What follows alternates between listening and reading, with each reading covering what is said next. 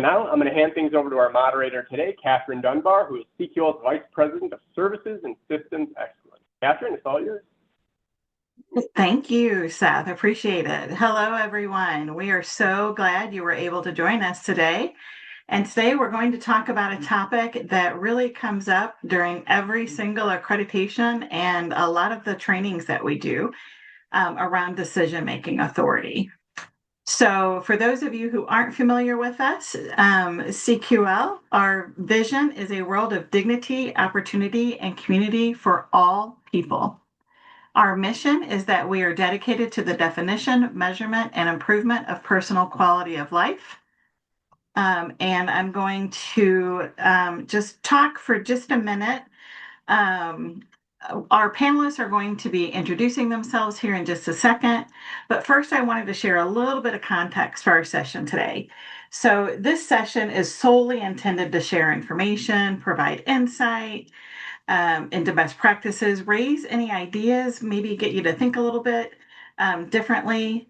And we're offering several different perspectives from our panelists who will introduce themselves here in just a second.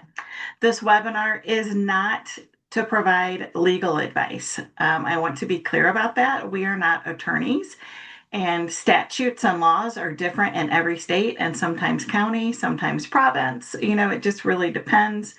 Since those laws are all different, we won't be able to answer specific questions when it comes to the Q&A. So if you give us, a scenario where you support someone in the state and you want to know what the laws are, we're not going to be able to answer that. So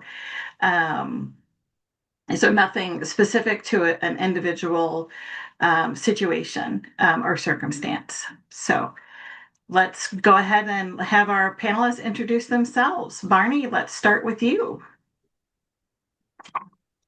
All right. Good afternoon to those in the Central and East, and good morning to those west of here. I'm Barney Hubert, and I've been involved in supporting people with disabilities since 1978. I've worked part-time for CQL since 1995 as a quality enhancement specialist. And in 2003, I became a volunteer guardian through a program called the Kansas Guardianship Program, which from what I know is a fairly unique state-funded program that in Kansas recruits, trains, and provides support to volunteer guardians. And through that program, I've supported one person from 2003 until he passed away in 2021 as a successor guardian for a prior guardian. One person from 2008 until he passed away in 2018. And then I currently serve as a guardian for one person beginning in 2019 to the present.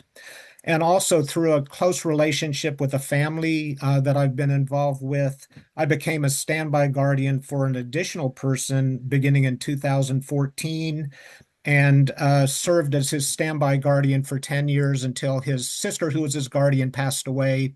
And for the last 2.5 years, then I've been his full guardian. So that's my background and experience as a guardian.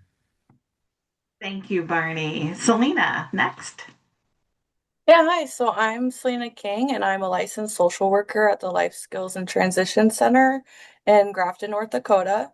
LSTC is a residential ICF facility that provides educational and other supports for people with intellectual and developmental disabilities.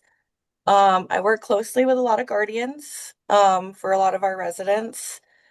And so I help them with communicating the decisions, helping them understand recommendations from the teams, making sure they have all the information they need to make informed decisions, and sometimes helping navigate situations with the individuals and explaining information to the individuals. And yeah, that's about all I do. All right, that's a lot. Thank you, Selena. Penny? Hi, everyone, and thank you for being here and letting us come today. My name is Penny Johnson. I am the program director for the Tennessee Center for Decision Making Support.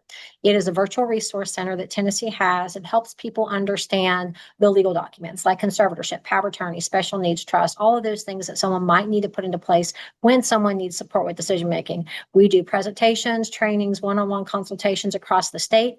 I started the center when they first started as an idea 6 years ago.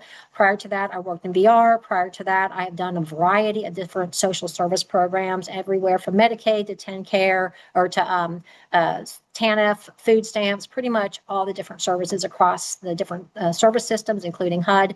So I have a background of working in social services as well as disability services. And then with the center, we work closely with attorneys and even sometimes our courts and hospitals when we're talking about people needing these legal documents. Good. Thank you, Penny. And Jim, Shannon. My name is Jim Shannon and I am from Hendersonville, Tennessee. I have two younger sisters. I have cerebral palsy and am nonverbal. I graduated from Middle Tennessee State University with a master's degree in information systems in 2000. I was hired in December of 2001 by Long-Term Services Department of TennCare. I am blessed to be able to work from home. My hobbies include playing Dungeons and Dragons, playing cards, going to the movie, going to the Nashville Symphony and listen to audiobooks. I am a huge fan of Star Trek, Lord of the Rings, Harry Potter and Critical Role. I attend the Hendersonville Church of Christ. My faith is very important to me. I was baptized at 12. Thank you, Jim. Okay, let's go ahead and get started. I really appreciate all of you joining us today. I certainly appreciate everyone on this panel is their expertise.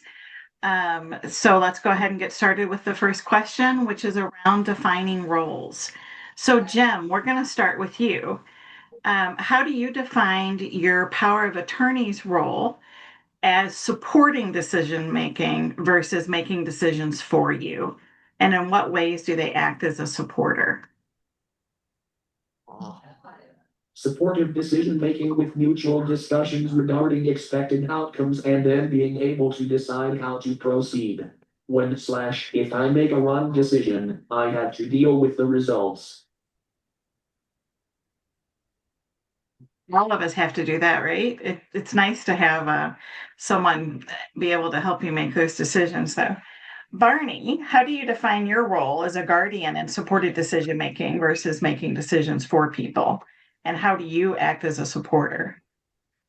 Well, as a guardian, I think it really all comes down to knowing the person as fully as possible and asking myself, who are they?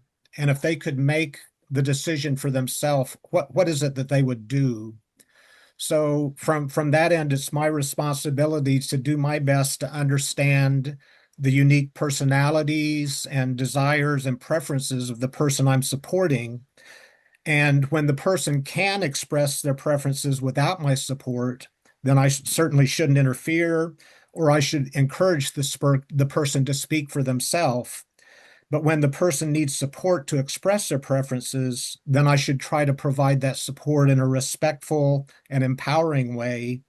And when the person is clearly unable to understand an issue, I certainly need to do my best to try to help them or to try to make decisions that are aligned with my understanding of what the person would want if they were able to make the decision without support. And often it can be important to discuss issues with people to help them better understand issues and the potential consequences of decisions that they might make, and to prepare them to advocate for themselves. And for people who don't use words to communicate, and a couple of the folks I support as guardian don't, it can be difficult to know their preferences. So I sometimes talk about respectful guessing based on my knowledge and the knowledge of others who know the person well. Doing that can be necessary. and certainly getting input from others who know the person well, which could be family members, it could be friends, it could be DSPs who know them well, taking their input into account in making decisions, just as I do for myself when I make decisions for myself and for my family. Wonderful. Thank you, Barney. It sounds like you spend a lot of time getting to know the people that you're supporting in their decision making. That's Yeah, not absolutely. Many surprising of and them I've wonderful. Yeah, known for many years, and yeah, uh, it's just really so important to know who they are, what their values are. absolutely. Thank you. Selena, in your experience, how should a guardian's role be defined when you're talking about decision making versus making decisions, supported decision making versus making decisions for the person? And how can guardians act as a supporter instead of a kind of the final decision maker? Yeah. So for me, the guardian's role should really be about supporting the person to have as much choice and independence as possible. Having a guardian shouldn't mean that suddenly someone else gets to make every decision for you. The guardian should really only be stepping in and making decisions in the areas where the person actually needs that level of support. A big part of being a supporter, I think, is helping the person understanding their options. So, a lot like what Barney was talking about, actually. Like, what are the choices? What could happen with each one? What are the risks and benefits? And then explaining those things to the individual in a way that makes sense to them. I also think it's important to know the difference between asking what's important for this person and what's important to the person, because both matter. Mhm. Even when a guardian ultimately has to make the decision, the person's preference, values, and goals should still be at the center of the decision. So at the end of the day, the goal should be to give someone as much autonomy as possible while still providing the support they need to live a safe, meaningful, and self-directed life. Hey, thank you. Those were, I'm sure there are some difficult situations that all of you can find yourselves in, and we're going to talk about that next, actually. So here we want to talk about if there is a conflict between what the person um, thinks is best for them and what the guardian may think is best. So, Barney, let's start with you. How do you handle situations when what you believe is best for the person, but it doesn't align with what the person wants? Thank you, Kate. Yeah, I guess I need to start always with the point of view that it's their life, and that my job is really to support the person to have the life that they want and not necessarily the life that I would want for them. One example that I think of is probably the clearest example in my experience was a person for whom I was guardian who chose to smoke cigarettes, knew that smoking was unhealthy, and had a long history of really resenting any suggestion that he stop or limit his smoking. At the same time, he had limited financial resources, he had other financial obligations, and other things that he liked to do that cost money. And all of that made it necessary to impose some structure and some limitation on how much he smoked. And so, in that situation, working with him and with the provider from whom he was getting services to develop a plan that provided him as much autonomy as possible while ensuring that he continued to meet his other financial obligations, and that left some money for him to pay for other things he'd like to do. That all of that really became important, and also ensuring that at the end of the month he wasn't out of money to buy cigarettes, which he'd had a history before I was involved with him of that becoming a problem. So just involving him in developing and refining and modifying that system to the fullest extent possible, having him do that seemed to work pretty well, and that all seemed to work pretty well. It met the expectations of the Human Rights Committee and gave him as much autonomy as possible.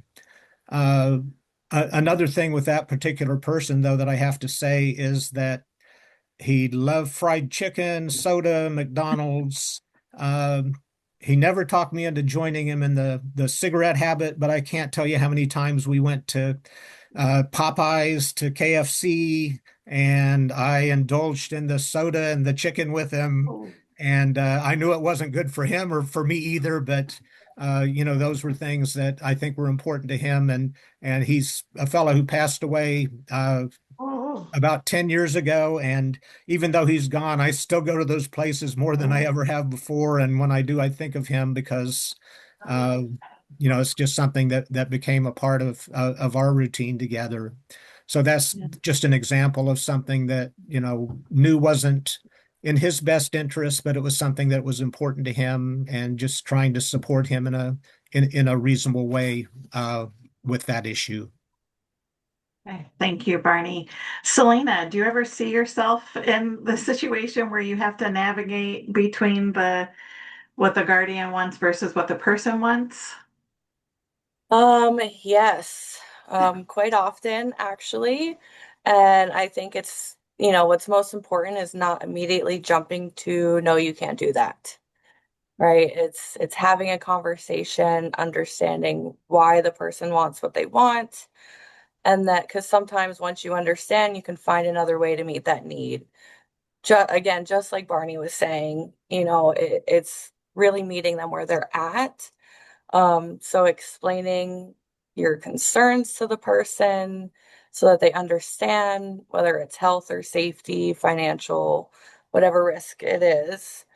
So instead of just saying no, explaining what you're worried about, like we all have the right to make risks in our life, right? And I think it's a learning opportunity for all of us. And we all need that opportunity to learn. But sometimes you do need that guardian to step in and say no. And it's best for the person to understand why. So you sometimes, help navigate that situation where maybe the guardian is saying absolutely not, and the person saying, but I really want to, and then, leaning on Yes. compromise. And yeah, I think Yeah. a lot of us, in this field have had to navigate those situations. And it's really about making sure that the person understands the why. I'm real big on, making sure people understand why, and Yeah. making sure the guardian understands the why too, why it's important for that person to, you know, be as much as part of the decision making as possible too. Yeah. So does anyone want to add anything else to that one?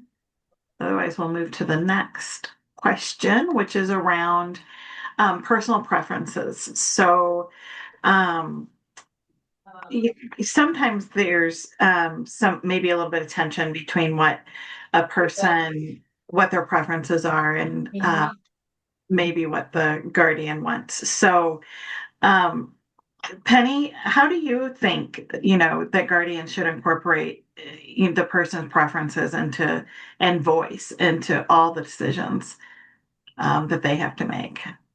So at the center, because we educate families so much, we spend a lot of time on trying to also navigate those things to make sure that everyone's voice is being heard and that the individual is making sure that that what's important to them is clear to everyone involved in their circle of support or their services. So when we do that, we encourage families to incorporate practices utilized in supported decision making in all the areas to the maximum extent that that person has the ability to be involved in their decisions. The center has what we call a philosophy of choice, is foundational as part of our center. And that's the idea that a person has a right to make decisions to the greatest extent possible, even with needed support, because we really believe we need to look at everything very person-centered. And as Selena said, not just what's important for, but what's important to, and making sure that those conservators or those guardians, in Tennessee we call it conservator, is looking at all aspects of that.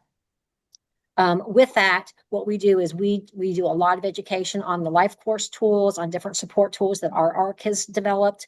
And we talk about decision making from the time the child's young. A lot of times when we get calls for people who want information or help, the person's already becoming an adult and they've missed those early years. But we do a lot of training, even with our early childhood development in our schools, to really look at teaching somebody decision making, whether and starting at whatever age they're at. So if they're a young child, start there. If they're an older adult and they haven't had that voice, start now and start looking at how we can incorporate intentional decision making, not just asking their opinion, but really teaching them, like Selena said, those options, the benefits, the risks, those dangers, and help make sure that they understand how that decision is going to impact their life.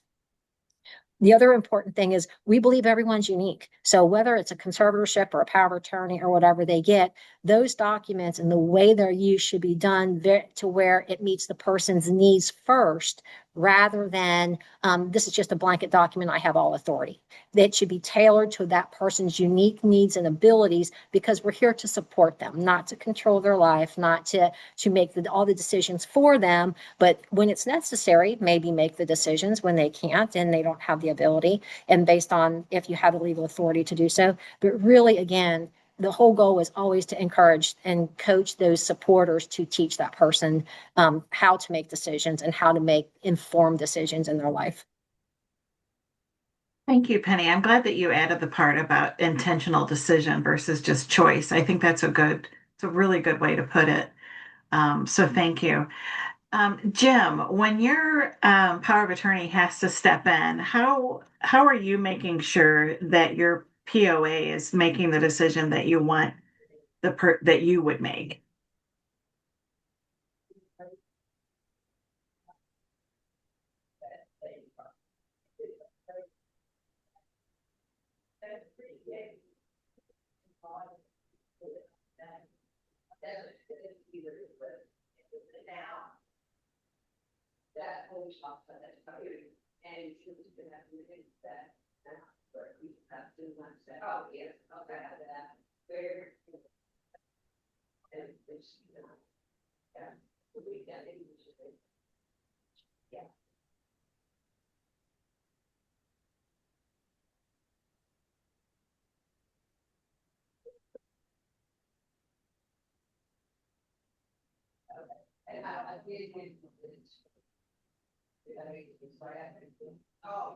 Through mutual discussions and explanations of decision making.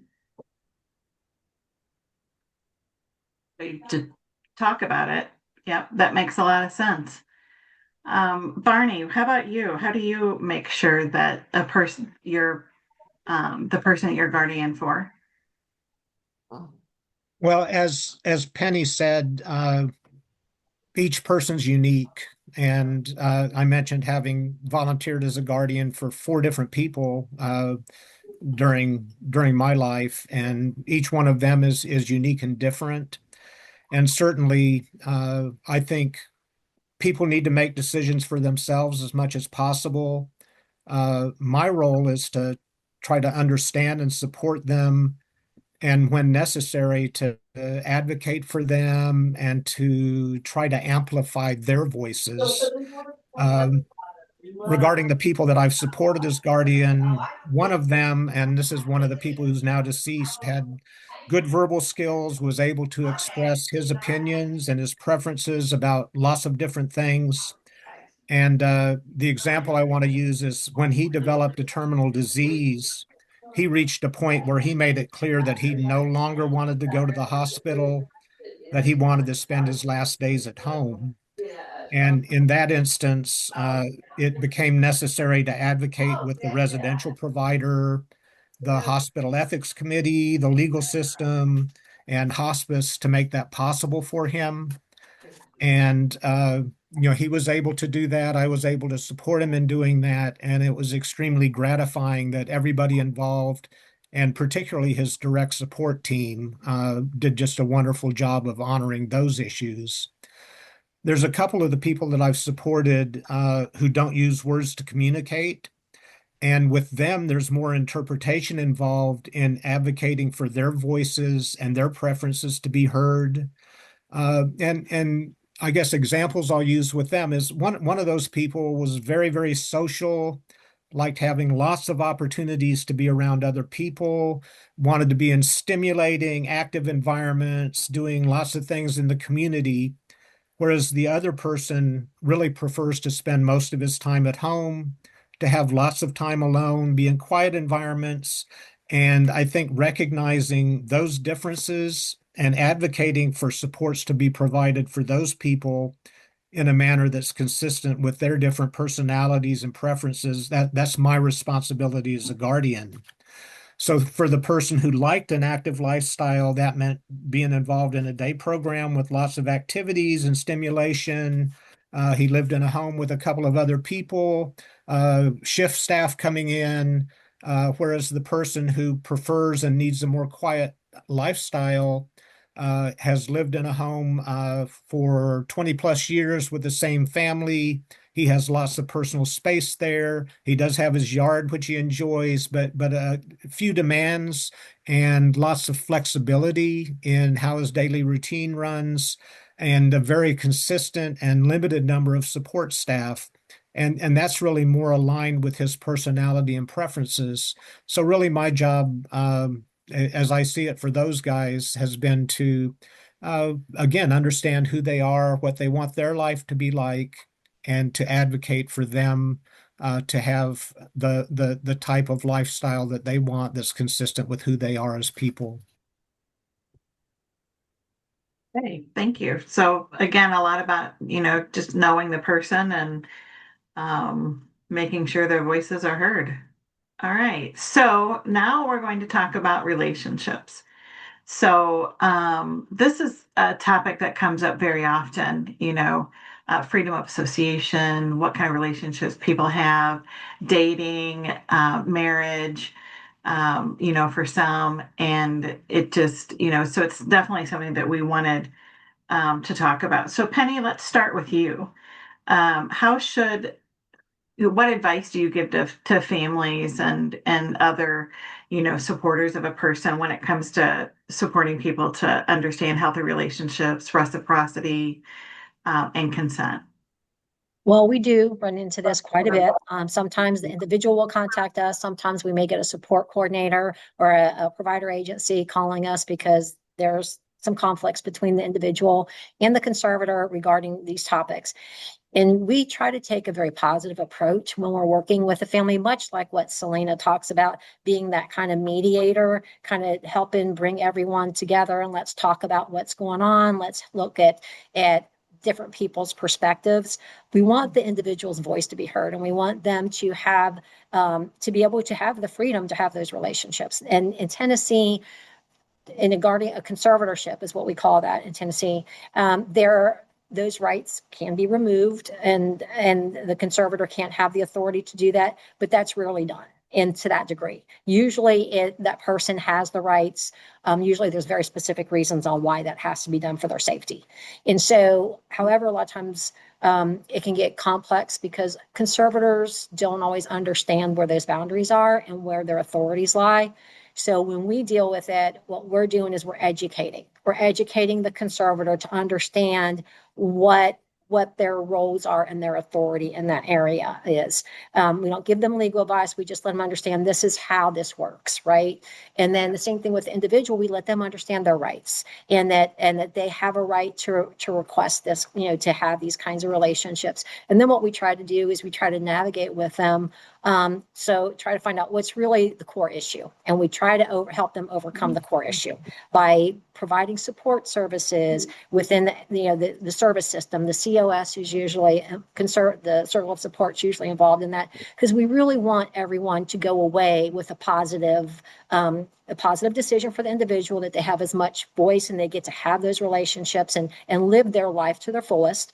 And we also want that conservator to not feel like they're being attacked or that they're a bad guy because they're just trying to protect their loved one. Because generally, a lot of times that's all it is. They just feel like they have to protect that person, and they don't understand that really that's a valuable point in someone's life to have relationships. And honestly, it's better for their health and their well-being, because the more they're in the community and they're engaged with other people, they are going to be happier. They're going to be healthier. Their life is going to be better. So there's a lot of that education we do. With that, we also we can get our ARC advocates. We have advocates who can get involved, who can actually go face to face and work with the family over time, educating them or helping them navigate this. And we provide resources. We have partners in the state that provide education specifically on physical relationships that we can share with the conservator, we can share with the individual. It really depends on the situation, but our goal really is to help that person's voice be heard and help the conservator to not be so afraid of letting that person experience life in those areas. Yeah. I think that's a big issue for a lot of, supported decision makers is fear. It's someone getting hurt, emotionally, anyway, getting hurt. So, I think anything that we can do to allay those fears is definitely helping with that situation. Jim, what about you? Have you had to have your power of attorney help you with anything like that when it comes to relationships? She lets me make most of my own decisions and only steps in when she sees danger in the direction I'm headed. Okay, so only if you're making some potentially dangerous situations. Yeah, I think we probably all made decisions like that, unfortunately. Selena, what about you? How do you guide guardians? Um, so something I talk about a lot with individuals and guardians is that this needs to be talked about proactively and continuously. We Yeah. shouldn't wait until something goes wrong. We shouldn't start talking about relationships or consent after something has happened, right? Mhm. Like that fear we're talking about the guardians have. Um, People with disabilities deserve the same education about friendships, dating, relationships, sexuality, boundaries, and consent as the rest of us. We just might need to teach it a little bit differently depending on how that person learns. Mhm. So that usually includes talking about what a healthy relationship looks like, what does respect look like, what does trust look like, what does it mean for a relationship to be reciprocal, where both people are giving and receiving instead of everything being one-sided. And consent is one of my biggest topics that I touch on because it's a huge part of it. Mhm. Individuals need to know that they have the right to say yes and the right to say no. They can change their mind at any time, and they need to learn to recognize when another person is also saying no, whether that's verbally or through body language. Um, and it shouldn't be a one-time conversation that whether it's like myself and the interdisciplinary team or the guardian having that conversation with the individual, it needs to happen repeatedly in multiple ways, and it needs to make sense for the person, whether it's role playing. I do a lot of social stories to help with that, Mhm. Sure. real life examples, or any other kind of teaching method you can think of. Okay, thank you. So the next thing we're going to talk about are finances, because this is another, thing that we run into, another where a guardian or a person has a supporter in helping make financial decisions. So Barney, let's start with you. How do you balance financial safety with opportunities to learn from mistakes? Because I think we can all say that we've made mistakes when it comes to money. Okay. And in my experience, I've really only had the I guess, official responsibility of managing money for one of the people for whom I've been guardian. And in Kansas, there's a separation, unlike in Tennessee. A guardian would have some responsibilities. Conservatorship would entail supporting a person with financial issues. And for one person, I was assigned as a conservator, and then later I took over responsibility as his rep payee, which I have not done for the other people for whom I've been guardian. But the person for whom I was conservator and rep payee, he had a very limited understanding of money. I sometimes tell people that if I put $100 bill or 4 quarters on the table, he picked those quarters up because he knew that he could use those in a vending machine to buy things, and really didn't have a real good understanding of money. And for that person, I tried to be sure that his bills were paid, that his basic needs and wants and things that he desired were met, that his spending money was flexibly available to uh, his support staff, and that he maintained eligibility for services. And then also, given his background and his culture and his family situation, it became important that we have a burial plan to meet his needs when he ended up passing away. Um, and then another person for whom I'm guardian has lived with the same family for over 20 years, and he also has a very limited understanding of money. And the family provides the support he needs to ensure that his money is spent in a manner that's consistent with his preferences. And with him, I maintain an awareness and provide input related to major expenditures, and I get asked about things.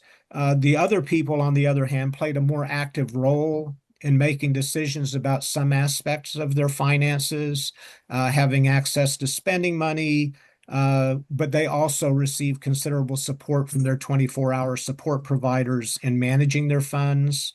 Certainly one of them understood concepts related to budgeting and having conversations with him about the amount of money that he got in benefits, how that money was spent, money he was earning through the work he was doing, making the decisions, again, things like balancing the cigarettes and going out to eat with other needs and things like that was important for him.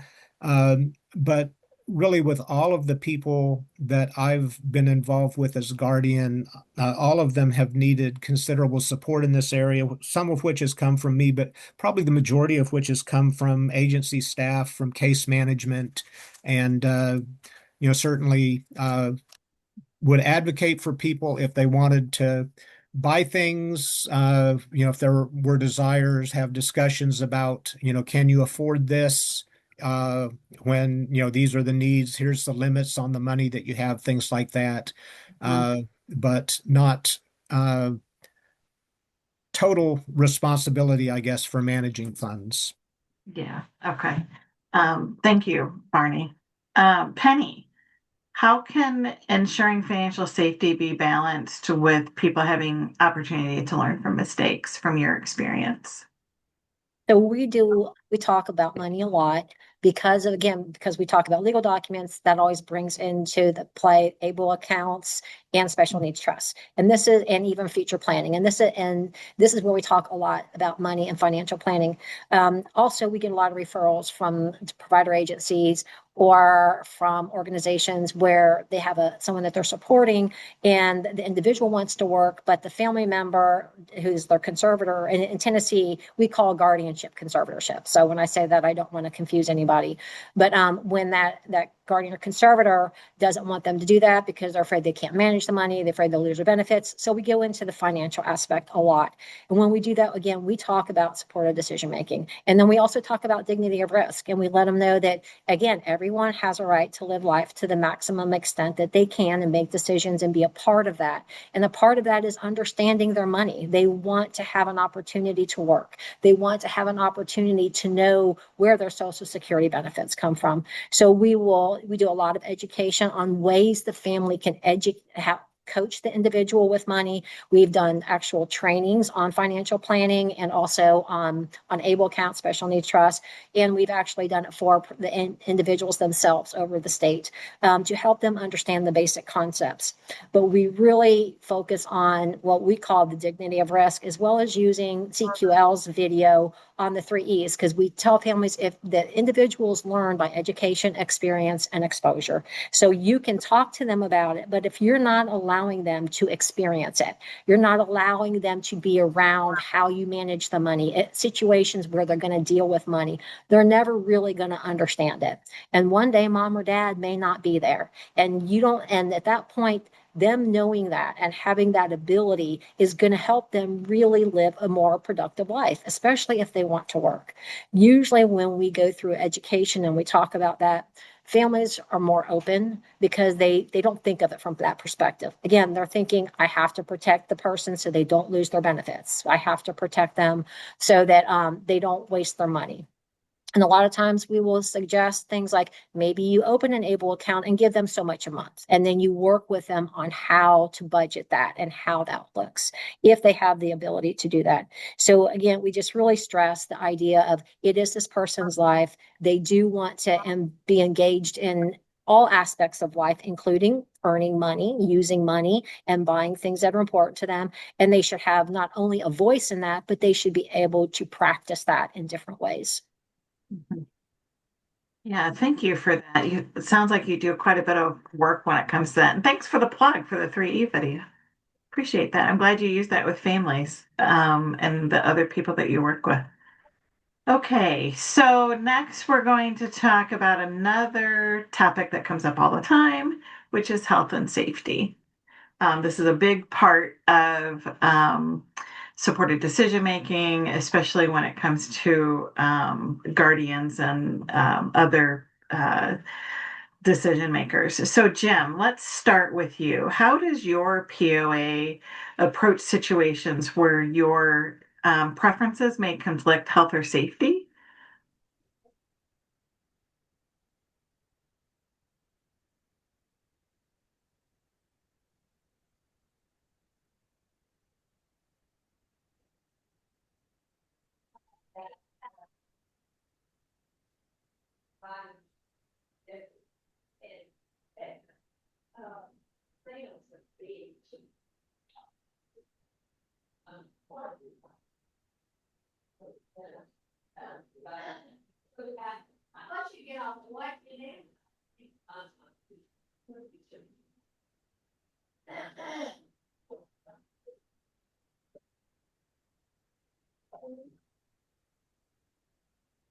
In May, I was in the hospital for 10 days.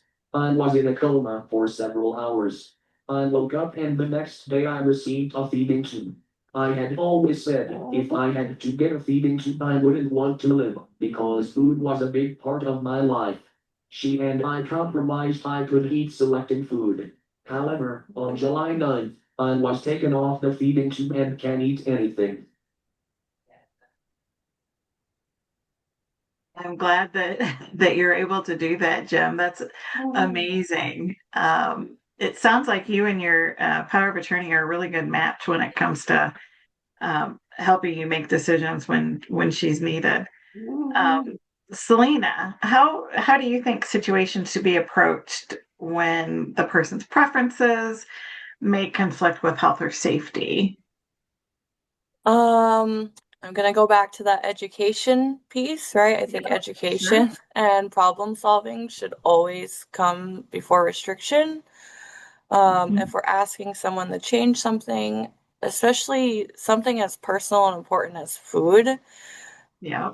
I think they deserve to understand why. Sometimes that means bringing in the professionals who can help explain that.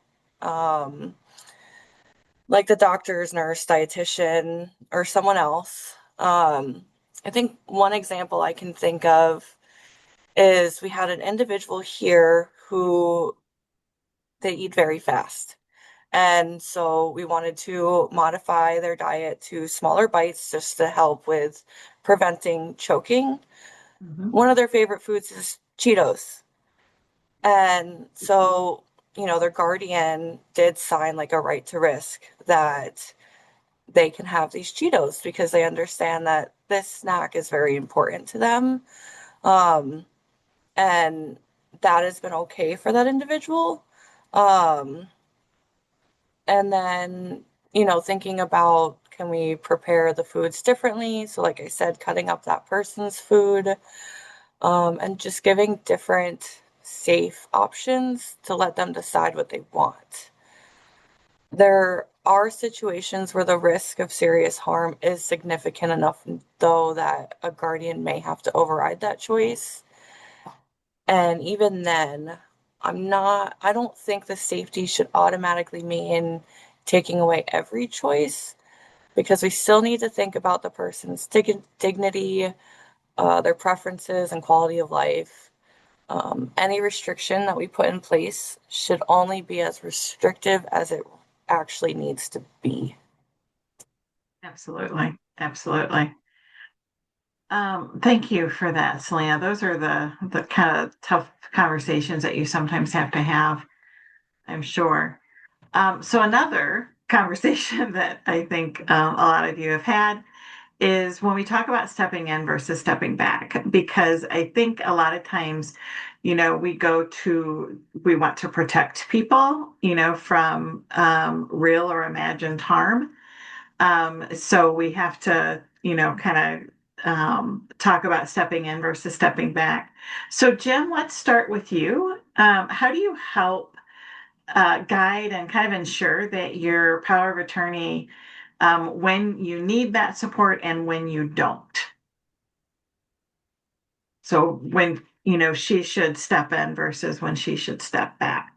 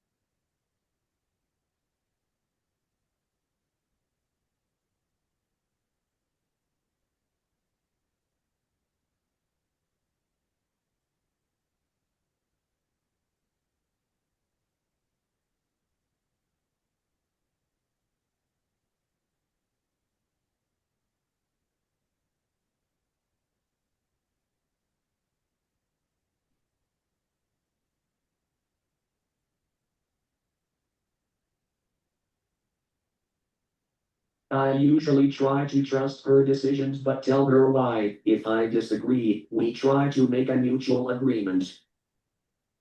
Right. So, yeah, that's perfect.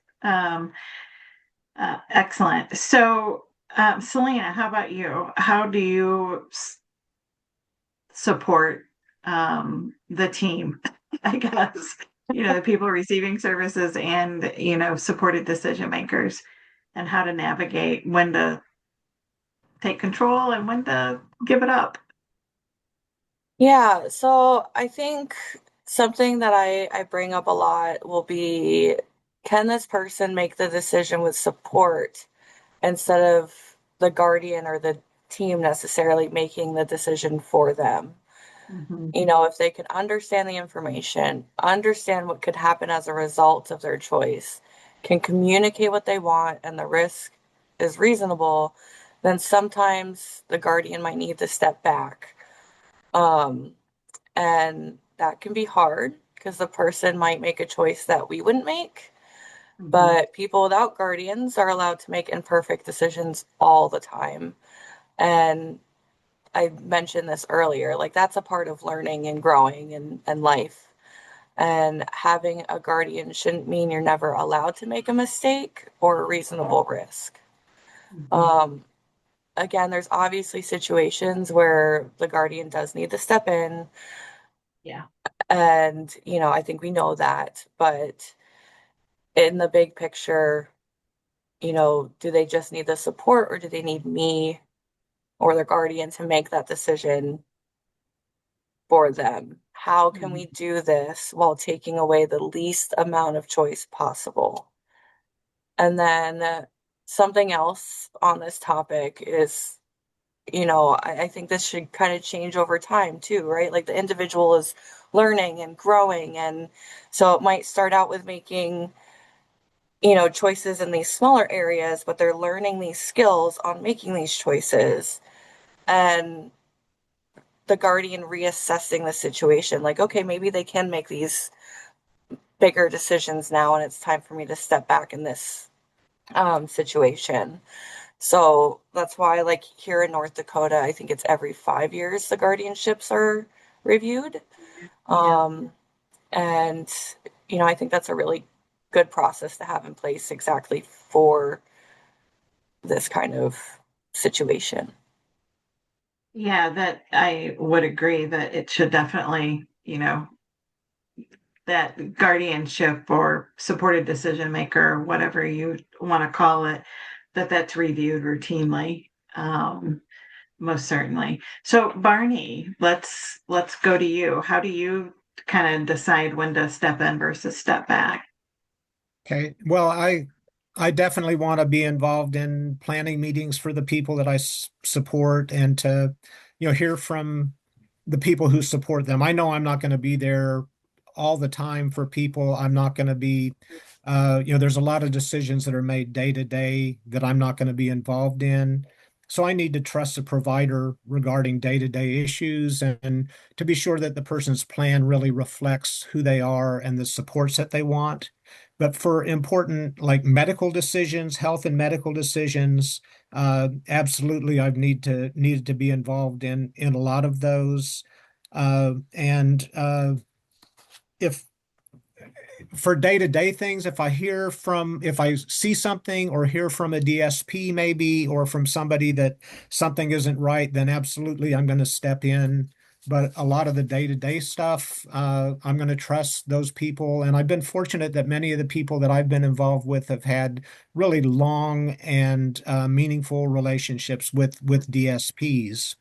Uh, when people have experienced significant health challenges, though, or when they've approached the end of life, then I've really had to become more active and doing things like advocating with hospital staff to be sure they understand who people are, what their baseline are, what kind of support they need during a hospitalization.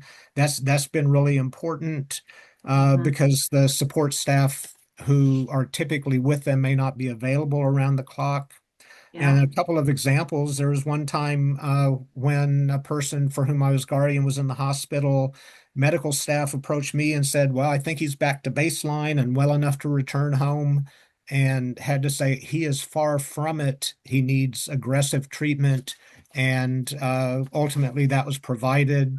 Another instance where a person was ill and a palliative care specialist visited and asked me, have you ever thought about letting nature take its course? I said, he's sick. You need to help him get better. And he got the medical treatment that he needed uh, to to to get better and have a few more good years. So just being sure that those things are addressed very assertively when people aren't in a position to do it for themselves. So that's the sort of thing that I think I found. And then with the end of life planning, where legally I've had to go get extended guardianship authority in Kansas, there's end of life decisions that guardians haven't been allowed to make. Mhm. Doing that, but always in the process of doing that, conferring with those other supporters who know the person really well, providers, families, having them on board and including them as fully as possible. Yeah. Okay. Thank you for that, Barney. Sounds like you've had to support people to make some really tough decisions. So this is our last topic, and we're gonna try to cover it pretty quickly so we can look at questions from the audience. And this is about transitioning to less restrictive decision-making supports. So Penny, how do you suggest that people can be supported to transition toward less restrictive decision-making supports? So with the center, we actually work with this quite a bit. We have families, individuals who call us, maybe they're under a full conservatorship or a more restrictive conservatorship, and they want to get out from under it. So we educate the individual and the family conservator, if they're a part of that process, on supported decision-making. And we start, again, back to that intentional decision-making. Teach them how to make decisions, understanding their benefits, risks, and consequences, getting that support staff involved in that process, using life course tools, using other tools that we've developed or other places that are well-established tools to help that person develop those skills and then document that support on how they've developed those skills. And as they do that, start giving them more autonomy in making those decisions, having that conservator trust them more, give them more opportunities in that if that conservator is a little bit more restrictive. There are different ways that you could do that. I really think it depends on, again, the individual, their situation, the particular relationship they have with that conservator, if that conservator is more person-centered or not, how you approach that. But what we do is we are always talking about the life trajectory. Our goal is to constantly help that person, if they have the capacity, to increase their autonomy over the course of their lifetime as much as possible within those legal documents that they have in place. And then to adjust those documents as necessary. If they need a less restrictive conservatorship, then they should eventually get a less restrictive conservatorship. And again, guardianship, conservatorship, or have it terminated. Or if it's a power of attorney, having that power of attorney step back more and allow that person more autonomy in those decisions, depending on their circumstances. So for shortness, I'm going to stop there. Okay. You have such good information, Penny. Thank you. Jem, how about you? How does that work with your power of attorney? She is extremely supportive in allowing me to live the way I see fit. She tries to make me be responsible for my actions and even the bad ones, which happens often. Here, here, Jem. All right, thank you for that. Selena, real quick, what do you think about? Yeah. So I kind of touched on it last. You learn to make decisions by making decisions. So we have to give people the opportunities to practice those skills in their everyday lives. Instead of automatically deciding something for someone, we can say, here are your options, here's what might happen with each one, and what do you think? Letting them ask the questions, talking it through with them, and then letting them make that choice whenever it's safe. And then another thing is transitioning to something less restrictive doesn't always mean suddenly taking all the support away. And sometimes I think that is forgotten. And because the goal is to figure out how much support this individual actually needs and not automatically giving them more than that. Thank you. I'm glad you mentioned that it's not an all or nothing thing, that it's, yeah. Okay. Now we will go to see if there are any questions from our audience. Seth, any questions in the Q&A? Yeah, and we don't have a whole ton of time, so we'll maybe try to fit in maybe like one or two. This is during the financial issues section. I'm not sure who might want to answer this one, but they had asked, an attendee asked, can you give me an example of a situation where people would make financial decisions that would result in them losing their benefits?